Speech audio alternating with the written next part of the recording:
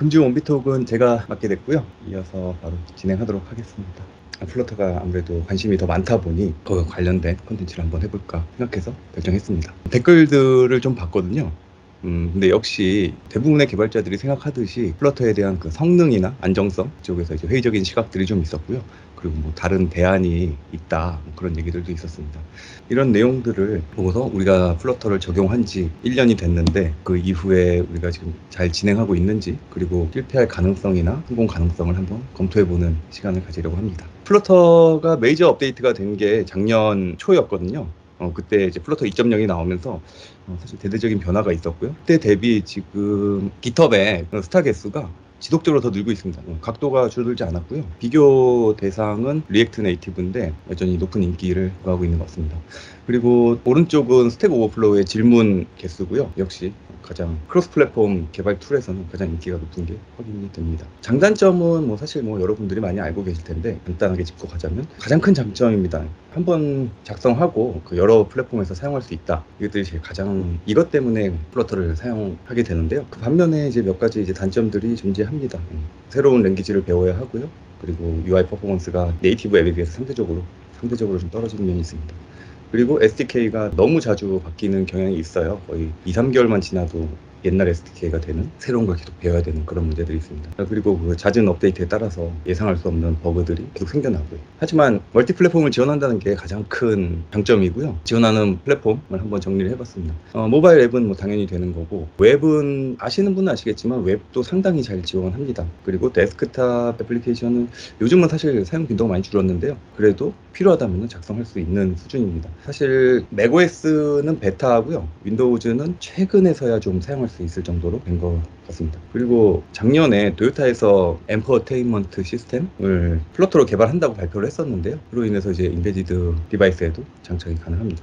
몇 가지 지금 사용화된 모바일 애플리케이션을 좀 가지고 와봤어요. BMW에서는 굉장히 적극적으로 모든 앱을 플러터로 작성을 하고 있는데요. 그 관련된 좀 성능을 한번 좀 검토해봤습니다. 사실 제가 BMW가 없어가지고 제 차를 등록한 건 아니고요. 플러터의 룩앤필이나 뭐 UI 퍼포먼스 정도만 보는 게 목적입니다. 제가 봤을 때는 약간의 버벅거림은 있지만 앱 성격에 따라서는 사용하는데 뭐 전혀 무리가 없어 보이고요. 그리고 이베이에서도 마찬가지로 이베이 모터스 앱을 플러터로 작성을 했습니다. 실제로 다 이제 사용되고 있는 앱이고, 디자인은 뭐 제가 관여할 수 없는 문제지만 전체적인 플랫폼 성능을 봤을 때 역시 사용하는데 무리가 없다라고 생각이 듭니다. 구글에서도 자기들이 이제 플러터를 내놨으니 몇 가지 앱을 만들었는데요. 스테디아라고 게임 스트리밍 앱도 플러터로 작성이 되어 있습니다. 사실 이걸 제일 해보고 싶었는데요. 이거는 미국 계정이 아니면은 지금 활성화가 안 돼서 다운만 받아놓고 실행을 못해봤습니다. 구글페이도 마찬가지로 미국에서만 활성화되어 있고요. 하지만 기존 앱의 퍼포먼스를 봤을 때 대충 예상했던 정도로 움직일 것 같습니다. 그리고 이거는 이제 웹 앱인데요. 이거는 개발할 때 테마 색상을 좀 쉽게 잡는 라이브러리인데, 이거를 세팅하는 이제 코드를 웹으로 작성하는 내용입니다. 그리고 우리 서비스 팀이 작성하고 있는 서비스 웹입니다. 현재는 네이티브로는 이게 네이티브 앱으로 돼 있는데, 이거를 출시하기 전에 먼저 웹으로 포팅을 하는 거를 먼저 기획을 했어요. 그러면서 제가 느낀 점이 플러터가 생각보다 웹에서 더 큰 가능성이나 강점이 있다라고 느꼈습니다. 처음에는 모바일 앱에서 사용되는 게 주 타겟이었겠지만 제가 볼 때는 방향성이 웹으로 더 많이 뻗어나가지 않을까 싶고요. 최근에 이력서를 넣어주신 분들 보면은 플러터로 웹사이트를 만들어서 거기에 이제 이력서를 넣어서 주시는 분들도 종종 있었습니다. 따라서 이제 저희 같은 모바일 개발자나 인베이드 개발자가 웹사이트를 쉽게 만드는 방법은 아마 플러터가 제일 유력하지 않을까 싶습니다. 그리고 성능에서도 크게 나쁘다거나 뭐 그렇게 보이진 않아요. 웹을 사용하게 되면 또 한 가지 장점이 있는데, 웹을 앱처럼 사용할 수 있습니다. 저는 이제 즐겨찾기 같이 등록을 해놓으면은 앱처럼 사용하는 거고요. 마찬가지로 이것도 웹사이트라서 업데이트나 뭐 그런 것들이 필요하지 않습니다. 이거는 아직 이제 저희가 적용은 하지는 않았는데 조만간 적용을 할 걸로 보이고요. 물론 모바일 환경에서도 앱처럼 동작할 수 있게 만들 수 있습니다. 그리고 마지막으로 저희가 인베드 디바이스, 제가 어떻게 적용하는 건지 한번 코드를 좀 살펴봤거든요. 근데 이제 프레임 버퍼만 넘기면 어렵지 않게 구현이 될 것 같고요. 기회가 된다면 한번 해보고 싶은 마음이 있습니다.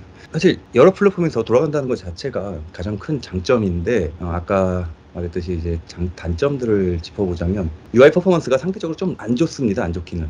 근데 그 앱의 성격에 따라서 쓰는데 무리 없는 수준이고요. 대신에 좀 더 퍼포먼스 튜닝에 조금 더 신경을 써야 하긴 합니다. 그리고 SDK 업데이트가 굉장히 자주 되는데, 제가 그동안 경험해본 바로는 업데이트가 자주 되는 플랫폼일수록 성공할 확률이 높더라입니다. 제가 한 10여 년 전에 iOS를 처음 접했을 때, 그때도 오브젝티브-C 랭귀지가 하루가 멀다 하고 계속 바뀌었었어요. 그리고 안드로이드에도 하루가 멀다 하고 계속 바뀌었었고, 지금도 업데이트 되는 속도를 보면은 플러터가 곧 대세가 될 날이 또 멀지 않았구나. 지금도 많이 사용하긴 하지만 더 많이 쓰지 않을까 하는 생각이 듭니다. 마지막으로 이제 개발자들이 가장 싫어하는 허들이, 알 수 없는 버그들이 빌드 단계에서 많이 납니다. 예를 들면은 커넥티드, 이제 제이드님이 겪었던 문제인데, OS 업데이트였나요? 하고 나서 그 스크립트 때문에 플러터 엔진이 사라져서 아예 실행이 안 되는 그런 문제들이 있었습니다. 그때는 레퍼런스도 없고 해서 플러터 커뮤니티에 물어보고 해서 일주일 동안인가 찾아가지고 커뮤니티의 답변들을 검색을 해가지고 시스템에 스크립트를 업데이트해서 해결할 수 있었고요. 그리고 최근에 또 플러터 버전을 업데이트했더니 앱이 또 아예 실행이 안 되는 그런 문제가 있었습니다. 사실 이런 것들이 개발자들이 가장 싫어하고 개발하는 데 가장 큰 허들이 될 거라고 생각하는데, 그럼에도 불구하고 여러 플랫폼에서 실행할 수 있다는 게 큰 장점이자 개발자한테는 큰 자유를 선사한다고 생각합니다. 그래서 제가 내린 결론은 여전히 플러터는 좋은 솔루션이라고 생각을 하고, 특히 제가 진행하는 스마트 HQ 서비스에서는 괜찮은 솔루션이 될 거다라고 생각하는 바입니다. 준비한 컨텐츠는 여기까지고요. 질문 있으시면 받도록 하겠습니다.